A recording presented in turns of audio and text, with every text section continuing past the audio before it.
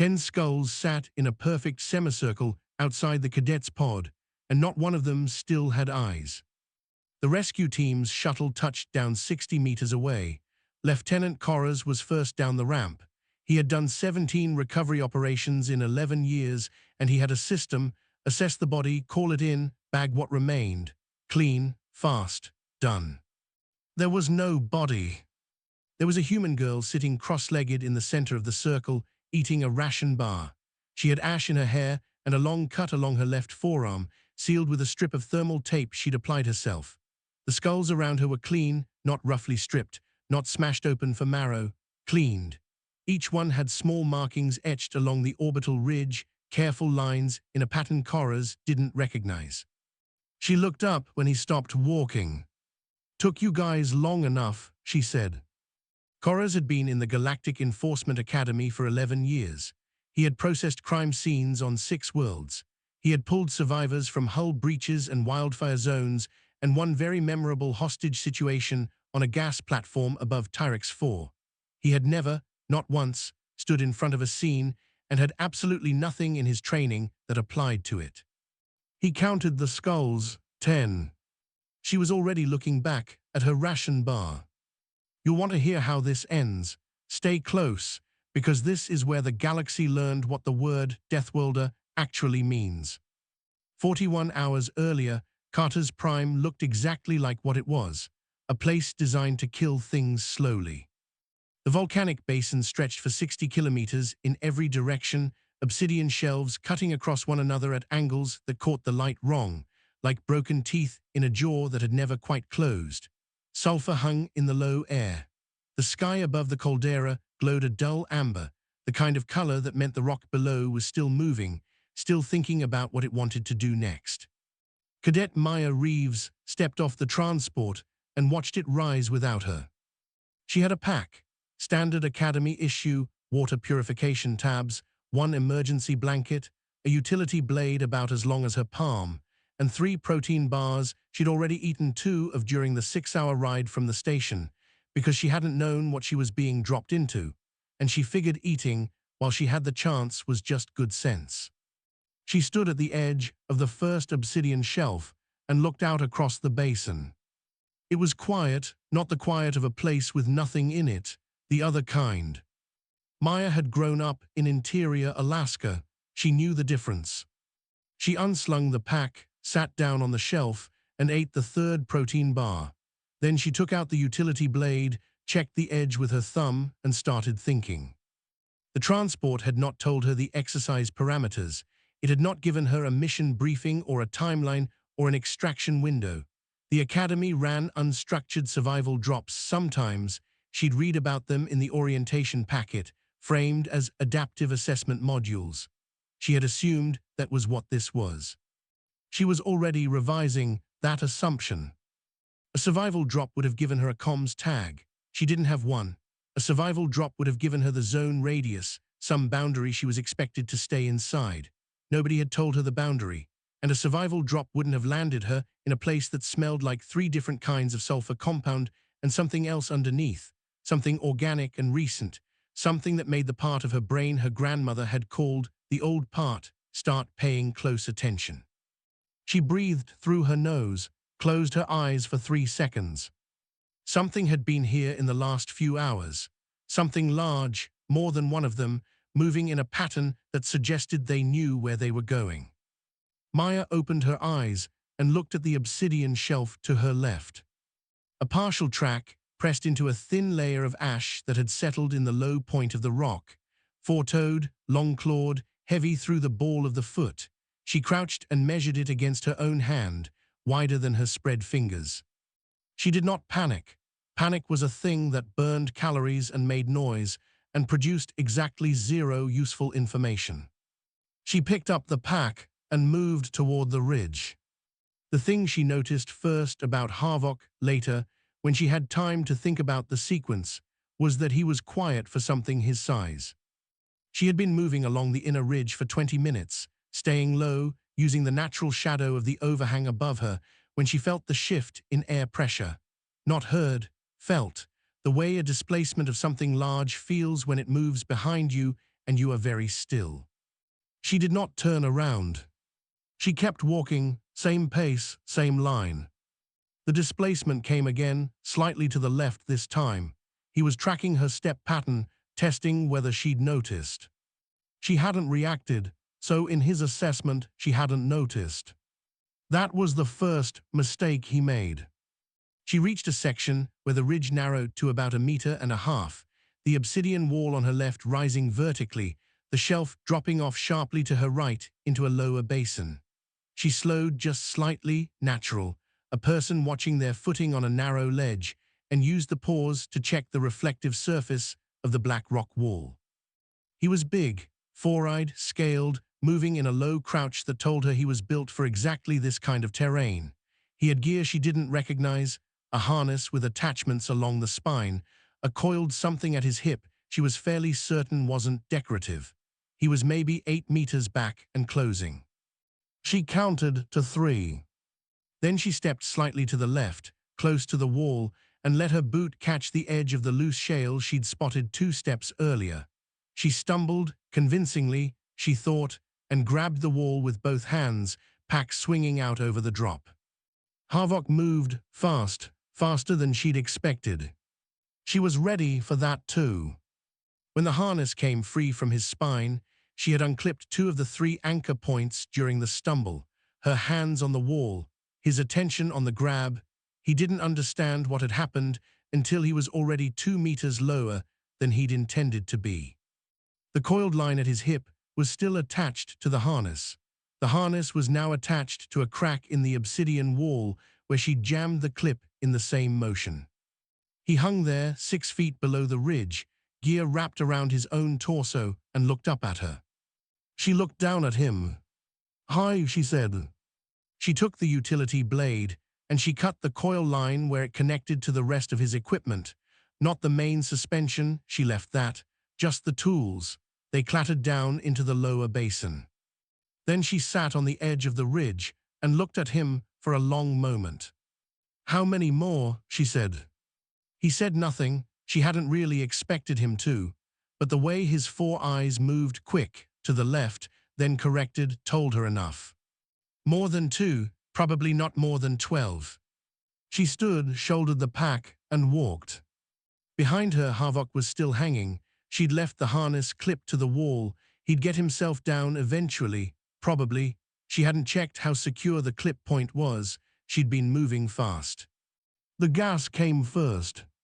She smelled it before she saw any sign of what was producing it, a thin, sweet chemical edge underneath the sulfur, the kind of thing that didn't belong in a volcanic basin and therefore meant someone had brought it. She stopped, pressed her back against a column of cooled rock. To her left, the basin dropped into a narrow channel between 2 obsidian formations. Someone had very carefully seeded it. The gas was heavier than air, pooling in the low spaces. You'd walk right into it if you were following the most obvious path through the terrain, which was the low route through the channel. She looked up. The high route over the formations was exposed, no cover for maybe 30 meters. She looked at the channel again, the gas, the obvious trap. Then she looked at the formation wall, her hands, her boots. She had grown up in Alaska. She had been climbing things since she was 4 years old. She went up. Plexus was waiting on top of the second formation, which was the problem with the high route. It was obvious you'd take it if you weren't stupid. And so, if she wasn't stupid, they'd be waiting for the smart play. She came over the top 2 meters to the left of where she'd have come up if she'd gone straight, because she'd angled the climb, and that 2-meter difference put her behind him instead of in front of him. He had a cloaking field, that was the thing. She could see the shimmer of it from behind, not invisible, not quite, just wrong the way heat distortion is wrong, a place where the rock behind him didn't look right. She stayed still. He was watching the spot she would have crested, waiting. The cloak shimmered again when he shifted his weight. The field ran off a generator unit on his back. She could see it. She picked up a piece of loose obsidian, threw it 6 meters to her right, over the edge of the formation. He moved toward the sound, cloak rippling. She crossed the distance between them in the time it took him to realize the sound was wrong, and she hit the generator unit hard with the heel of her hand, not a punch, a precise shove, the way her uncle had once shown her how to kill a faulty engine starter on a snowmobile without tools. The generator stuttered. The cloak dropped. She already had the clip from Harvok's harness, the one she'd kept, and she ran it through the generator unit's carry handle and into a crack in the rock in one motion. Plexus spun around, reached for the unit, found it fixed. She was already off the formation, dropping back down to the middle route, the cloak field dead and Plexus pinned, in open sight of anyone who happened to be looking for her location, which, she figured, was now going to be very useful information for whoever was coordinating this hunt. She landed on the obsidian shelf below, absorbed the drop with both knees, straightened up. 3 down if you counted Harvok, 2 neutralized, 1 effectively used as a decoy. 7 more, approximately, and she was now carrying a very dead cloaking unit she couldn't use, but they didn't know that. She smiled, and it wasn't a nice smile, and she started thinking about what to do with a dead cloaking unit that nobody knew was dead. High Commander Tarvak read the transmission twice. Not because it was unclear, because he needed a moment to arrange his face before he responded, and reading gave him something to do with his eyes. Vrexthel's message was 4 sentences. The first said the operation had encountered complications. The second said 5 hunters were confirmed down. The third said the target was still active and had acquired a pulse weapon. The fourth said he was requesting guidance on recall protocol. Tarvak deleted the message. Then he sat in his chair in the Academy Command Suite and looked at the wall for a long time. The operation did not officially exist. Cartas Prime did not officially exist as an active site. The 10 hunters were on Academy records as participating in an advanced off-world training rotation, which was a category of assignment that had very little oversight and very flexible reporting requirements by design. If the operation concluded cleanly, if the cadet's death was filed as a training accident, if the hunters returned quietly, if Vrexthel's relay station packed up and went dark, then nothing had happened. Nothing clean. The operation was not going to conclude cleanly. Tarvak stood up, crossed to the window of the command suite, and looked out at the Academy's central yard, where a group of second-year cadets were running formation drills in the grey morning light. He watched them for a moment. One of them would wash out before the month was done. Statistically, one of them would find the curriculum too much, or sustain an injury, or simply decide that the life they'd imagined when they applied was not the life being offered. That was normal, expected, built into the system. Maya Reeves was supposed to wash out.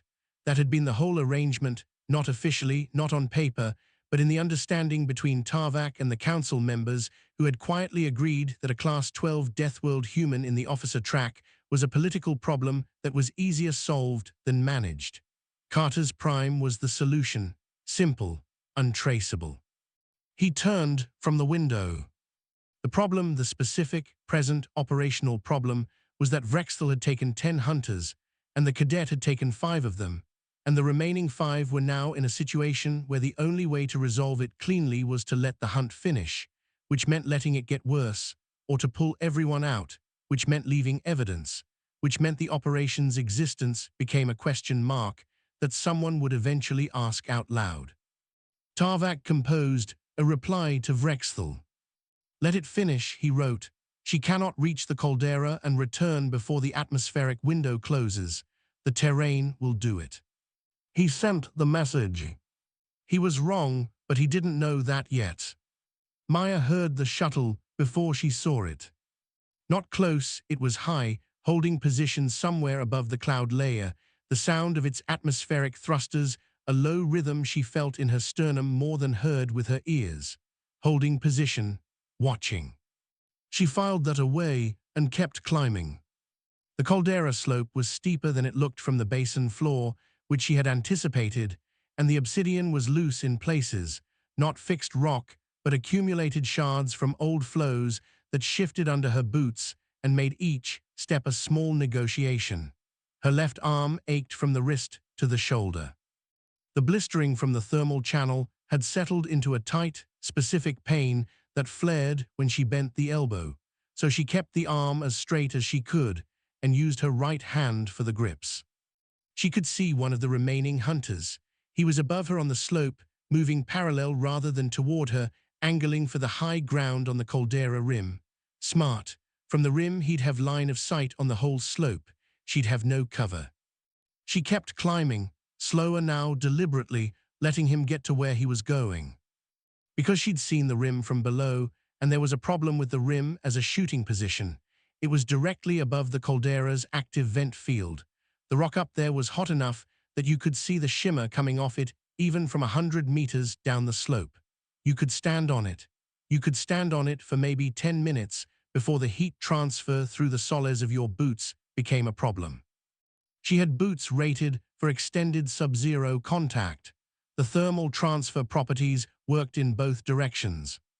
She had approximately 12 minutes before the heat would start to matter. She had one advantage. He didn't know about her boots. Why would he? It wasn't information that was relevant to anything in any world he'd ever operated on. She climbed. The shot came from the left, which meant there was a second one she hadn't placed yet, and it clipped the obsidian shelf above her ear close enough that she felt the fragments. She dropped flat.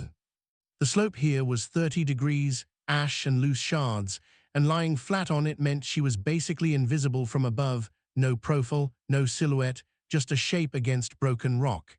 She held still for a breath, too. The second shot didn't come. She counted heartbeats, got to 12. Then she moved not up, not down, but sideways, traversing the slope at the same elevation, using the bigger obsidian formations for cover, heading toward the source of the first shot rather than away from it. The one on the rim was waiting for her to pop up. The one on her left was repositioning. She could hear the faint crunch of loose shards, two sources, which meant they thought the first shot had pinned her and they were trying to close the angle. She had the pulse weapon. She'd been saving it because she didn't know how many charges it had, and using a weapon you don't know the load on when you still have other options is wasteful. But she'd had it for a while now, and she'd worked out the charge indicator on the casing. A simple heat bar display, 3 marks visible, which meant at least 3 shots, possibly more depending on yield setting. She used one. She fired into the base of the formation between her and the lateral shooter. Not at him, at the rock. At the specific place she'd identified as the weak point in the formation because the shadow it cast was wrong, too light, which meant it was thinner than it looked, which meant a pulse shot at the base would crack the foundation and bring the top down. It came down, not explosively.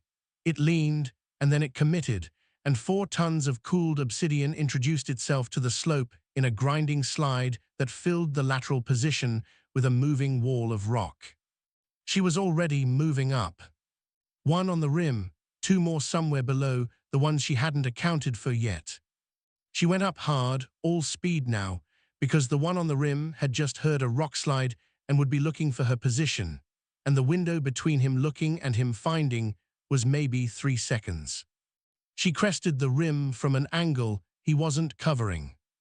He was 8 meters away, facing the wrong direction. She said nothing. She didn't announce herself. She crossed the 8 meters, and what followed was brief and ended with him sitting on the hot obsidian, holding his weapon arm against his chest and looking at her with all 4 eyes and something in his expression that she didn't have a word for. Not fear, not quite. She took the weapon. "Stay on the rock," she said. "You've got about 8 more minutes before the heat becomes a problem for you. Don't make me come back." She walked to the rim's edge and looked down into the caldera. The caldera was not what the Academy's standard geological files described, which was interesting in a way she didn't have time to fully appreciate. The files said inactive. What she was looking at was not inactive. It was in a state her uncle would have called thinking about it, the kind of volcanic structure that had stopped producing flows but still had active magma pressure beneath the surface, venting through a network of fractures in the caldera floor. She could see the fracture network from the rim, the pattern of them. She could also see the last two hunters. They had taken the caldera floor as a position, which was a reasonable choice: flat ground, open sightlines, defensible from above. They were set up on opposite sides of the fracture network, covering both the north and south rim approaches. They had not considered the possibility that anyone would come down the inside of the caldera wall. In the relay station above Cartas Prime, Vrexthal had stopped talking. Orath had stopped asking questions, because the answers Vrexthal was giving were getting shorter and shorter until they weren't answers at all, just acknowledgements that he'd heard the question, and then not even that.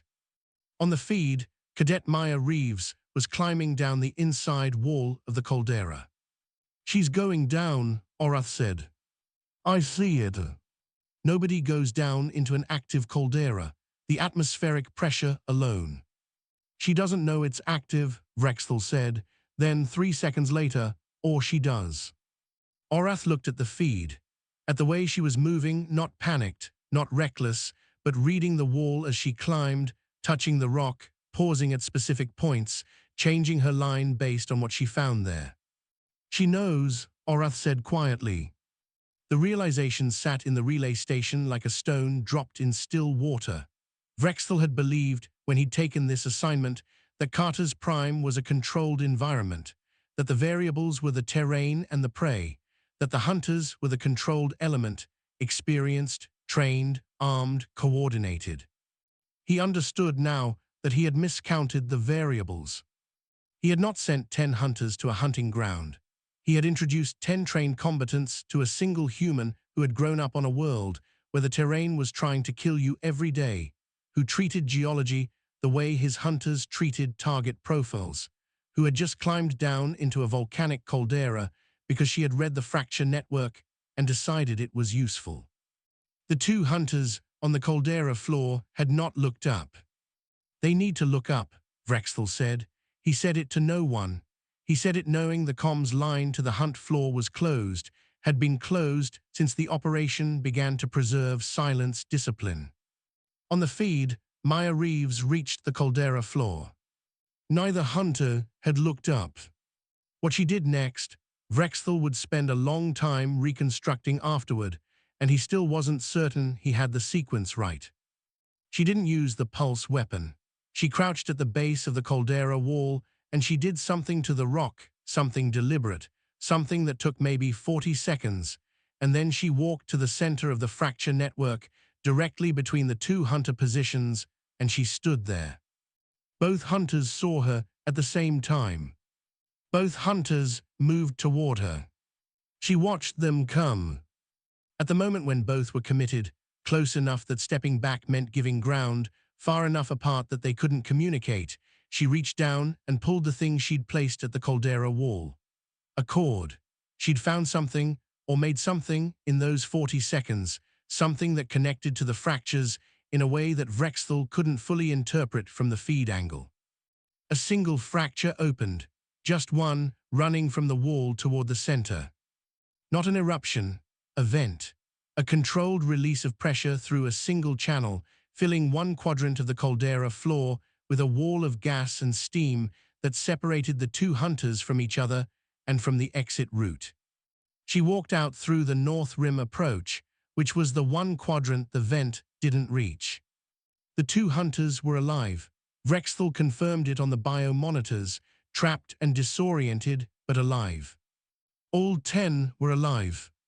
She had not killed a single one. Vrexthal sat down. "She didn't kill them," Orath said. "No. Why didn't she?" "Because she didn't have to," Vrexthal said. He heard his own voice and barely recognized it. "She never had to. She knew she didn't have to. That was the point." He looked at the feed, at the biosignatures, 10 living hunters, one human cadet walking north across the caldera approach toward the basin, wounded and covered in ash, and moving like she had somewhere to be. "She wants us to know," he said. "She kept them alive so we would have to explain this, so there would be witnesses." Orath was quiet for a moment. "What do we do?" Vrexthal looked at Tarvak's last message on his secondary screen. The terrain will do it. He thought about forwarding the feed to the council chamber. He thought about what the footage of 10 elite Korasi hunters alive and incapacitated by a single injured human cadet would mean when it played in front of the full Enforcement Academy board. "Get the retrieval teams," he said. "All of them.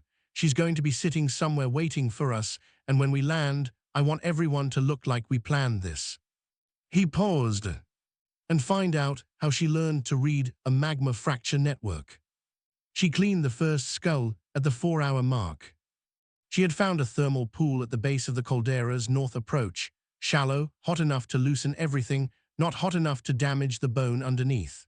She worked methodically, the way she did everything, one at a time, north to south in the order she'd encountered them, using strips of cloth cut from the emergency blanket because the utility blade was better saved for the etching. The etching took longer than the cleaning.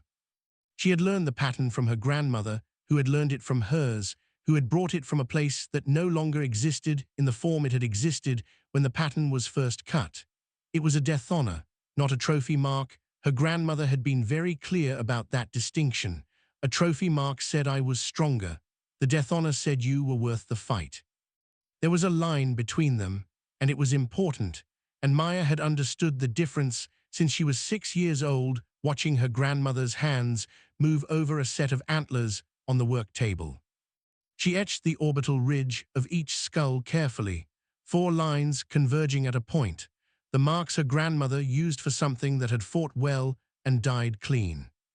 She was finishing the 9th when she heard the shuttles. She set the 9th skull down, picked up the 10th, kept working. When the first shuttle touched down 60 meters out, she was applying the last line of the last mark. She did not look up until she was done. Then she set the skull in its place in the semicircle, dusted the ash off her hands, and picked up her ration bar. Lieutenant Corras was the first one down the ramp. She remembered thinking he looked like a man whose training had just run out of road. She gave him 4 seconds to take in the scene. Then she said what she said. "Took you guys long enough." The medical bay at the academy was cold in the specific way of rooms that are kept cold for the equipment's sake, not the patient's. Maya had been in the bed for 6 hours when Tarvak came. She knew he was coming. Corras had the look of a man relaying instructions, and the instructions had been to bring her here specifically rather than the standard intake bay, which meant someone wanted her in a room with a door that closed. She was eating a second ration bar when Tarvak walked in. The standard one this time, not the fruitandote kind she'd traded 2 assignments to get before the transport. He was tall. She'd seen his file, seen the official portraits where he stood with the deliberate stillness of someone who had learned that stillness reads as power. In person, he was doing the stillness, but the stillness had a quality she recognized. It was the kind that was working hard. He looked at her arm, at the thermal tape over the blistering, at the small cuts on her hands from the obsidian. He looked at her face. She took a bite of the ration bar. He pulled the chair from beside the monitoring station, turned it backward, and sat with his arms across the back of it. A casual posture. She noted that it was a chosen posture, not a natural one. "You should know," Tarvak said, "that the operation on Cartas Prime has been classified under emergency research protocols. The personnel involved are receiving updated assignment records." "Okay," she said. "The incident will not appear in your file." "Okay." He watched her. She ate the ration bar. "You don't seem surprised," he said. "I figured something like that was coming," she said. "The shuttle was holding position for about 3 hours before it landed. That's a long time to hold position. Somebody was deciding something." Tarvak was quiet for a moment. "You heard the shuttle." "Felt it mostly. The thrusters have a specific frequency at holding altitude." He looked at her for 3 full seconds without speaking. This was the moment later, when he was writing the internal report he would never fully share with the council, that Tarvak would identify as the one where he stopped thinking about the problem as a containment problem and started thinking about it as a resource problem. It was a small shift in framing, but it changed everything that came after. He had come to the medical bay with a plan that involved 3 phases: establish the cover story's legitimacy, assess whether the cadet was a stability risk, and if she was manageable, offer a transfer to a program that would keep her useful and keep her quiet. A practical solution, the kind he'd built a career on. She was eating a ration bar and had just told him she'd tracked his shuttle by acoustic signature while wounded and sitting in an ash field. He adjusted. The Cartas Prime operation, he said carefully, was sanctioned by a council subcommittee as an assessment of human stress response thresholds under extreme conditions. She looked at him, said nothing. Your performance, he said, exceeded all projected parameters. Was the assessment supposed to kill me? She said. The question landed in the room without any particular heat in it. She asked it the way she might ask about a schedule change. Tarvak said nothing. I'm not asking for an apology, she said. I'm asking because I want to know if I'm working out the math correctly. If I'm supposed to be dead right now and I'm not, then you have a problem. And if you're here, it means you think the problem has a solution that involves me cooperating. She finished the ration bar, set the wrapper on the blanket beside her knee. So what's the offer? Tarvak told her about the special operations track. It was real. She checked it against what she knew of the Academy's structure while he talked, and it matched, which meant it wasn't a fabrication constructed for this conversation, but an actual program that actual officers went through. Small cohorts, classified assignments, the kind of career path that didn't appear in the public-facing Academy literature. She listened to all of it. 2 conditions, she said when he'd finished. He waited. My tactical analysis paper from the 3rd quarter, the one that got reclassified as a security risk because it modeled geothermal vent systems as force multipliers. She kept her voice even. I want the grade recorded. I did the work. I want the credit. Tarvak nodded once. She'd expected that one to be easy. The skulls, she said. He went still. The retrieval team brought them back, she said. I know they did, because that's the kind of thing retrieval teams do. They clear the scene. I want them returned to me. They're currently held as evidence in. They're not evidence of anything that officially happened, she said. You just told me the incident is classified under emergency research protocols. If there's no incident, there's no evidence. I want the skulls. He looked at her for a long moment.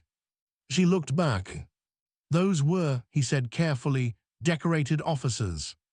I know, she said. That's why I marked them the way I did. She paused. The marks are a death honor from my grandmother's tradition. It means the fight was worth having and the fighter was worth fighting. She let that sit for a moment. I didn't mark them as trophies. I marked them because they earned it, and I want to be the one who keeps them because I'm the one who knows what the marks mean. The monitoring equipment beside her bed made its steady sound. The cold air recycled through the vent above the door. No warning, no declaration, no mercy. That was what the council had sent to Cartas Prime. What came back was different. Tarvak stood.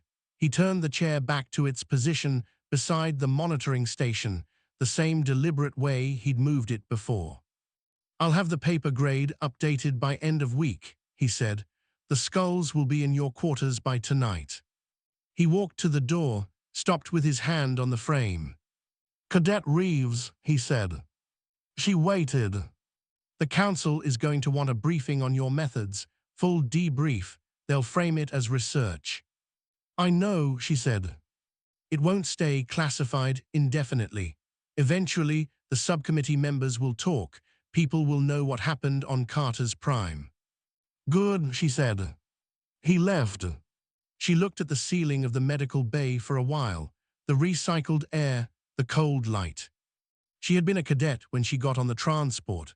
She was still technically a cadet, same rank, same designation, same room assignment and meal schedule and morning drills. Nothing had changed on paper. Everything had changed on paper.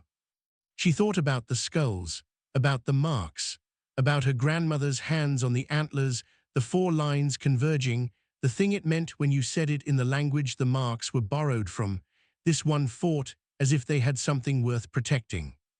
She wondered what the 10 hunters had thought they were protecting. She wondered if any of them had figured out, somewhere in the hours on Cartas Prime, that she had never been trying to kill them, that the whole architecture of what she'd done, the hanging, the cloak, the steam, the vent, the way she'd routed each one into a position where they were stopped but breathing, had been built around a single decision she'd made in the first 10 minutes on the obsidian shelf. She'd decided she wasn't going to give the council a body to explain away. She was going to give them a problem they had to solve with her still in it. The skulls arrived that evening, as promised. A standard Academy storage case, sealed, no label. She opened it on the floor of her quarters, checked each one, confirmed the markings were undamaged. She arranged them on the shelf above her desk. The shelf had previously held 2 textbooks and a photograph, which she moved to the windowsill. 10 skulls, cleaned and marked, orbital ridges etched with 4 converging lines. She sat at her desk and opened her tactical analysis paper on her screen, the one that had been reclassified, the grade pending, the work she'd done in the 3rd quarter that had apparently been specific enough about geothermal force multipliers to make someone uncomfortable. She reread the introduction. Then she opened a new document and started a follow-up paper. She titled it Cartas Prime Applied Analysis. She had methodology now, data, a field test that no ethics board would have approved and no simulation could have replicated. She wrote the first section heading Terrain as a primary combatant, and then she stopped and looked at the shelf above the desk. The skulls caught the room's light along the etched lines. Clean bone, 4 lines converging at a point on each orbital ridge. She had told Tarvak the marks meant the fight was worth having, and the fighter was worth fighting. That was true. It was also not the whole translation. The full phrase from her grandmother's tradition was longer, and she had never explained the rest of it to anyone who wasn't family, and she didn't plan to start now. This one fought as if they had something worth protecting. So did I. She turned back to the screen. Outside her window, the Academy's yard was dark.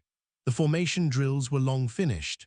Somewhere in the medical rotation, 10 Korathi hunters were being processed through injury reports and reassignment paperwork that would describe their injuries as training-related and their time on Cartas Prime as a classified research operation.